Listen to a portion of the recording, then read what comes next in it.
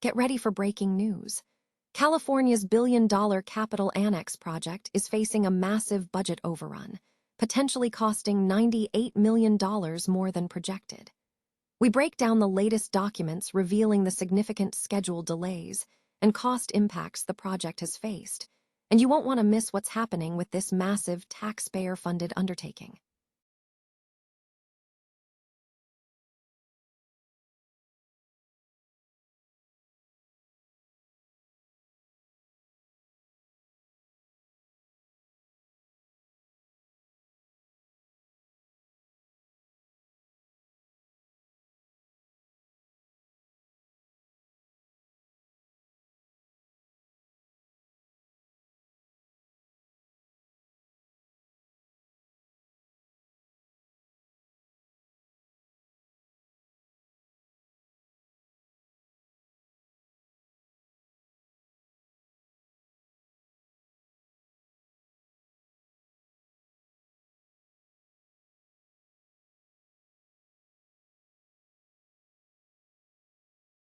Next, priorities. We examine why voters felt the increase was too high and what the school committee must do now to rework the budget. And finally, we turn international attention to Beijing as Donald Trump lands in China. We analyze what experts are watching for during this quick visit and look at the complex dynamics between Trump and Xi Jinping. Don't miss this full breakdown. Subscribe now to Breaking the News and get your 7 days of free access to all our archives. California's ambitious billion-dollar Capitol Annex project faces a significant financial threat, with estimates suggesting costs could surge by $98 million over the initial projections. Documents obtained by Channel YouTube reveal internal memos indicating that despite reported progress, the project has encountered substantial schedule delays and cost impacts stemming from the COVID-19 pandemic. The project, which is being entirely funded by taxpayers, was originally budgeted at $1.1 billion. Gilbane Building Company, the representative for the new owner, has warned that there is a potential risk of an additional $98 million in costs beyond the current $1.1 billion budget.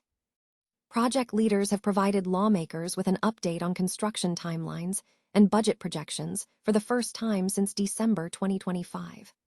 A memo forwarded to legislators on May 13, 2026, acknowledged good progress on the project while citing significant schedule delays and cost impacts due to the pandemic.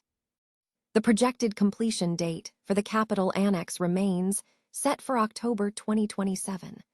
Project officials have stated they do not plan to request any additional funding from the legislature to cover the potential overruns.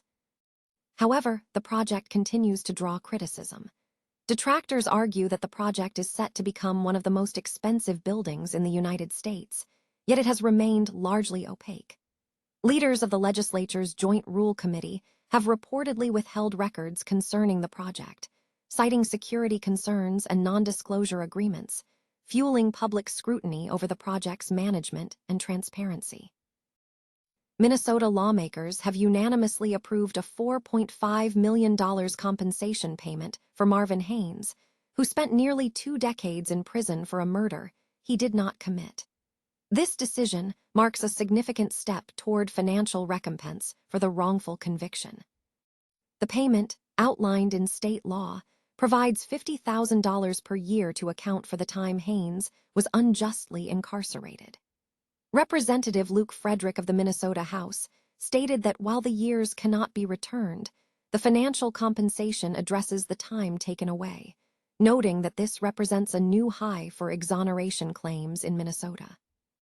The case of Marvin Haynes gained national attention due to a lack of physical evidence, including no fingerprints, DNA, or video evidence linking him to the 2004 Minneapolis flower shop murder, and the failure to recover the murder weapon. After years of advocacy, a judge ultimately overturned the jury's verdict in December 2023. Following his release, Hennepin County Attorney Mary Moriarty issued an apology to Haynes, attributing the conviction to poor police work and unreliable eyewitness identification, expressing deep regret over the opportunities he lost. This $4.5 million settlement is considered the largest claim of its kind in Minnesota history. While the payment is a victory for justice, advocates stress that monetary compensation cannot fully restore the years Haynes lost behind bars. The compensation is now pending final approval by the state Senate. Separately, Haynes has a pending federal lawsuit against the city of Minneapolis and the investigating police officers, alleging constitutional violations and seeking further financial redress. Lewiston voters decisively rejected the proposed school budget, turning down a nearly $130 million spending plan that included a 10% increase. In a recent referendum, 1,463 Lewiston residents voted against the measure, indicating that the proposed increase was deemed too high by the majority. Lewiston Schools Superintendent Jake Langley stated that the vote provided clear data. The community desires a reduction in education costs and felt the requested increase was excessive. Following the rejection, the school committee will immediately begin revising the budget proposal. Langley confirmed they are exploring various options to reduce costs while striving to maintain essential educational services. Langley highlighted several factors driving the increased expenditure, including rising costs for social support services, transportation, and insurance. He warned that budget reductions will necessitate exploring cuts to existing positions, emphasizing that the focus will be on reducing current staff rather than creating vacant roles. School Committee Chair Phoenix McLaughlin acknowledged the complex challenge facing the district, noting the need to balance improving student education with fulfilling state and federal obligations related to special education and transportation. McLaughlin assured the public that the committee will develop a new proposal designed to strike the right balance and secure voter support. The school committee is scheduled to meet on Monday to discuss the revised budget. Donald Trump's recent visit to Beijing has drawn significant attention, prompting analysis of the underlying geopolitical dynamics. Experts are closely watching the outcomes of this trip, suggesting a likely minimal tangible result, drawing parallels to past diplomatic engagements. The analysis suggests that while the long-term structural advantages of the United States remain, China faces deep, multifaceted challenges across demographic, environmental, military, and political fronts. The author posits that the current trajectory under the MAGA movement is actively undermining the very elements that have historically provided the U.S. with its global edge, including its academic institutions, openness to international talent, alliance networks, and its standing as a stable center for global commerce. The assessment indicates that Chinese leadership may prefer a less volatile and self-destructive U.S., as the current approach is perceived as a direct threat to American strength.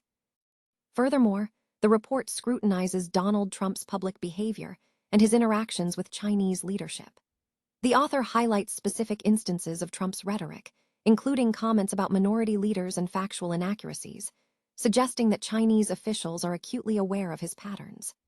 Conversely, the text notes that China excels at large-scale spectacles, and Trump's penchant for grand public displays aligns with Beijing's strengths in organizing massive events. Despite the perceived volatility, the analysis concludes with a pragmatic view of the relationship, noting that Xi Jinping maintains a personal affinity for Trump, which influences the current dynamic.